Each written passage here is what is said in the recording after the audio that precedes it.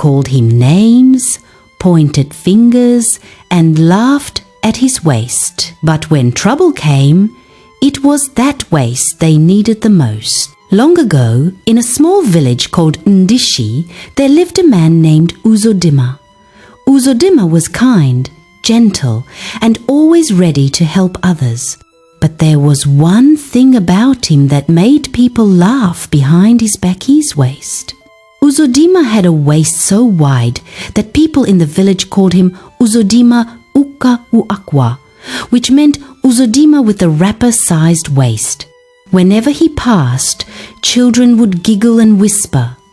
Some would point and say, "Mama, see the man with the drum waist." Others would follow him, walking behind him like ants, mimicking the way his wrapper swung from left to right. It was a sight, but to Uzodimma, it was pain. He tried to hide his waist with bigger wrappers. He tried to walk faster to avoid being mocked. But the more he tried, the more the village laughed. Despite all the mockery, Uzodimma never insulted anyone. He would smile and say, "One day, this my waist go do something that will shock all of you." The worst part was that no woman in Nudishi wanted to marry him. He was already in his 30s, and people began to whisper, "What is he still doing in his father's compound?" Others said, "Who wants to marry a man that looks like he tied his waist with fufu?" But Uzodimma continued farming. He planted cassava, yam, okra, and maize. His farm was neat. His crops were healthy. Yet, at the end of the day, he cooked for one. He ate alone. He slept alone. Even the goats around his house seemed to sigh when he passed. One day, during the dry season, a strange thing happened. The village river dried up. The stream turned to cracked earth. The wells went empty. Even the leaves of the trees hung like tired arms. The village elders gathered.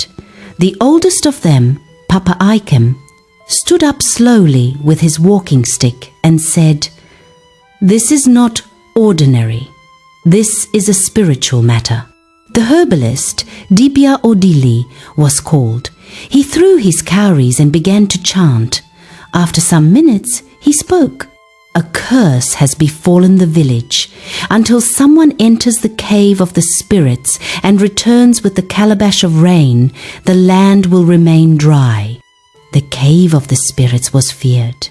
It sat deep inside the evil forest, and its entrance was small and twisted. Only small-bodied people had entered it before, and even those never came out the same. One returned with white hair at age 20. Another came out blind. The last one never came out at all. Nobody wanted to go. The chief called for volunteers. People turned their faces away. Even the strongest warriors said their legs were shaking.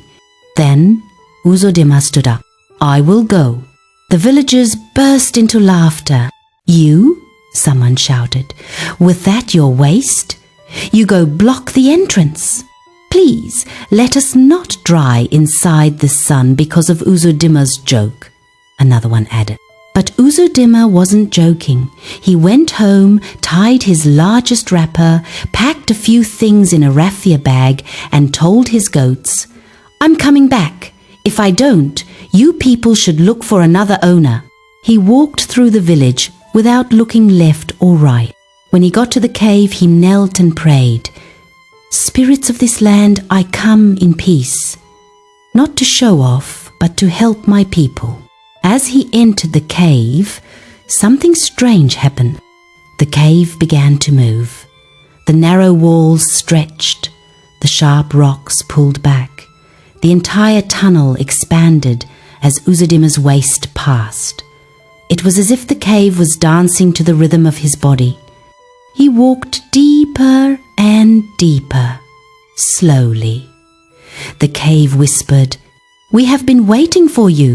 The man with the blessed waist. Uzodimma kept walking. He wasn't afraid, he wasn't shaking, he just walked slowly and confidently, the same way he used to walk through the market while people laughed at him. Finally, in the center of the cave, he saw it, the golden calabash. It sat on a stone throne, shining like hot coal in the moonlight. As Uzodimma touched it, thunder roared outside, and then rain began to fall. Sweet rain, strong rain, rain that beat the rooftops of Nadishi and filled every dry pot in the land. The ground drank, the trees danced, the villagers screamed and danced in the rain like mad people. Then they saw Uzodimma returning from the forest, carrying the calabash above his head. His wrapper was wet, his chest bare, and his eyes full of peace. The villagers ran to him. Uzodimma the Rainbringer! Uzodimma the Cave Walker! Our own savior! Women who once refused him started bringing him food.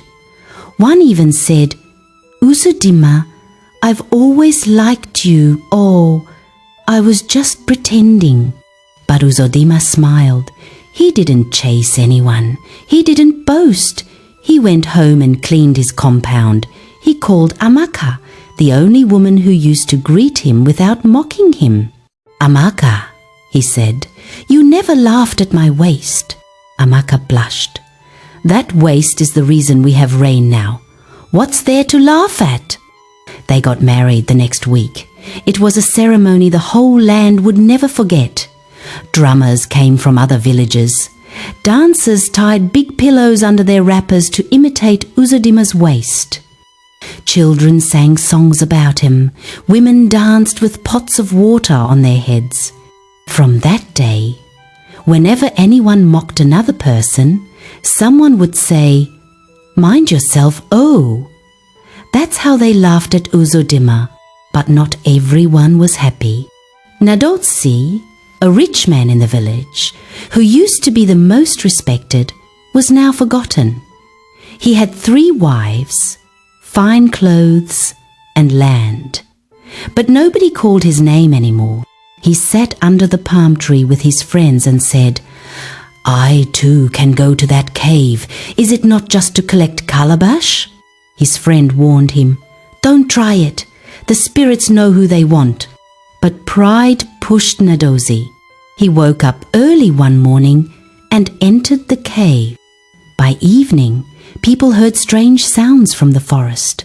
They found him 3 days later, crawling out of the bush, his eyes rolling like marbles, speaking nonsense. He never recovered.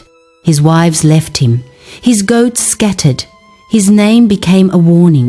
One day, while Uzodimma and Amaka were peeling cassava outside their hut, an old man entered the village.